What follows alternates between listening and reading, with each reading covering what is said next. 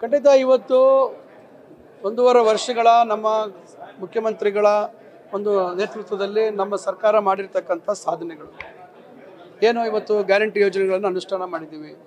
ಜೊತೆಯಲ್ಲಿ ಅಭಿವೃದ್ಧಿ ಕೆಲಸಗಳನ್ನು ಕೈಗೆತ್ತಿಕೊಂಡಿದ್ದೀವಿ. ವಿರೋಧ ಪಕ್ಷಗಳವರು ವಿನಾಕಾರಣ ಅಭಿವೃದ್ಧಿಗೆ ದುಡ್ಡಿಲ್ಲ ಅಂತಾರೆ. ಮತ್ತು ಈಗ ನಿರಂತರವಾದಂಥ ಕಾರ್ಯಕ್ರಮಗಳು ನಮ್ಮ ಬಜೆಟ್ ಗಾತ್ರ ಇವತ್ತು 3,71,000 ಕೋಟಿಗೆ ಹೋಗಿದೆ. ಏನೋ ನಮ್ಮ ಸಾಮಾನ್ಯ ಕಾರ್ಯಕ್ರಮಗಳ ಜೊತೆಗೆ ಹೆಚ್ಚುವರಿಯಾಗಿ ಇವತ್ತು ಗ್ಯಾರಂಟಿಗಳ ಯೋಜನೆಗೆ ಹಣ ಒದಗಿಸಿರ್ತಕ್ಕಂಥದ್ದು. ಯೋಜನೆಗಳನ್ನು ನಿಲ್ಲಿಸ್ಬಿಟ್ಟು ಎಲ್ಲ ಹಣವನ್ನು ಇದಕ್ಕೆ ಒದಗಿಸ್ಕೊಟ್ಟಿಲ್ಲ. 1 ಲಕ್ಷಕ್ಕಿಂತ ಹೆಚ್ಚು ಕೋಟಿ ಅನುದಾನವನ್ನು ಇವತ್ತು ಗ್ಯಾರಂಟಿಗಳನ್ನು ಒಳಗೊಂಡಂತೆ 63,000 ಕೋಟಿ ಇತರೆ ಯೋಜನೆಗಳಿಗೆ ವ್ಯಯ ಮಾಡ್ತಕ್ಕಂಥ ಕೆಲಸವನ್ನು ನಮ್ಮ ಸರ್ಕಾರ ಮಾಡ್ತಾಯಿದೆ.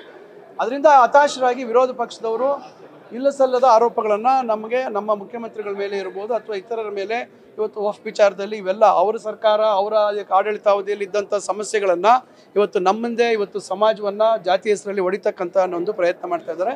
ಖಂಡಿತ ಅದನ್ನೆಲ್ಲ ಎದುರಿಸ್ತಕ್ಕಂಥದ್ದಕ್ಕೆ ಇವತ್ತು ಈ ಒಂದು ಅಧಿವೇಶನ ಏನಿದೆ ಬೆಳಗಾವಿಯಲ್ಲಿ ಖಂಡಿತ ಅದಕ್ಕೆ ನಾವು ಸಜ್ಜಾಗಿದ್ದೇವೆ. ಸರಿ, ಸಿಎಂ ಸಿದ್ದರಾಮಯ್ಯ ಅವರು ಇದು ಬೆಳಗಾವಿಯ ಕೊನೆಯ ಅಧಿವೇಶನ ಅಂತೀವಿ ಬಿಜೆಪಿ ಅವರು ಆರೋಪ ಮಾಡ್ತಾರೆ. ಈಗ ಬಿಜೆಪಿಯವರು ಅಶೋಕ್ ಅವರಿಗೆ ಅವರಿಗೆ ಏನು ಮಾಡೋದು, ಪಾಪ ಖಾಲಿ ಕೂತಿದ್ದಾರೆ.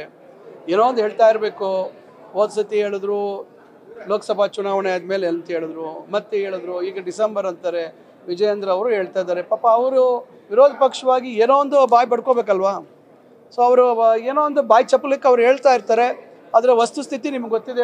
ಮೊನ್ನೆ 3 ಉಪಚುನಾವಣೆ ಇನ್ನೂ ನಮಗೆ ಬಲ ಬಂದಿದೆ.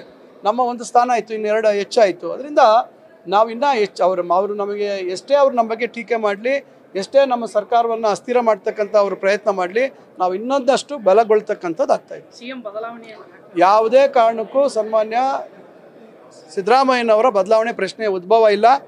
ಸನ್ಮಾನ್ಯ ಸಿದ್ದರಾಮಯ್ಯ ಸಾಹೇಬರು ಸದೃಢವಾಗಿ, ಸನ್ಮಾನ್ಯ ಡಿ ಕೆ ಶಿವಕುಮಾರ್ ಅವರು, ನಾವೆಲ್ಲರೂ ಒಟ್ಟಿಗೆ ಇವತ್ತು ಇಡೀ ನಮ್ಮ ಕಾಂಗ್ರೆಸ್ ಪಕ್ಷ ಇವತ್ತು ಒಗ್ಗಟ್ಟಾಗಿದೆ. ನಾವು ಇವತ್ತು ಜನರ ವಿಶ್ವಾಸ ಏನು ಗಳಿಸಿದ್ವಿ, ಜನರಿಗೆ ನಮ್ಮ ಕಾರ್ಯಕ್ರಮಗಳನ್ನು ಮುಟ್ಟಿಸ್ತಕ್ಕಂಥ ಒಂದು ಪ್ರಯತ್ನ ಪ್ರಾಮಾಣಿಕವಾಗಿ ಮಾಡ್ತಾ ಇದ್ವಿ. ಜನರ ವಿಶ್ವಾಸವನ್ನು ಇದೇ ರೀತಿ ಉಳಿಸ್ಕೊಂಡು ಬೆಳೆಸ್ಕೊಂಡು ಹೋಗ್ತಕ್ಕಂಥ ಕೆಲಸ ಮಾಡ್ತೀವಿ.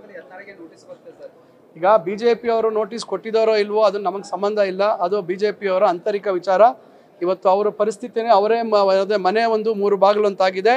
ಮೊದಲು ವಿಜಯೇಂದ್ರ ಅವರು, ಅಶೋಕ್ ಅವರು ಅವರ ಬಾಗಿಲುಗಳನ್ನು ಸರಿ ಮಾಡಿಕೊಳ್ಳಿ. ನ್ಯೂಸ್ ಫಸ್ಟ್ ನಿರ್ಭೀತಿಯಿಂದ ನಿಮ್ಮ ಪರವಾಗಿ.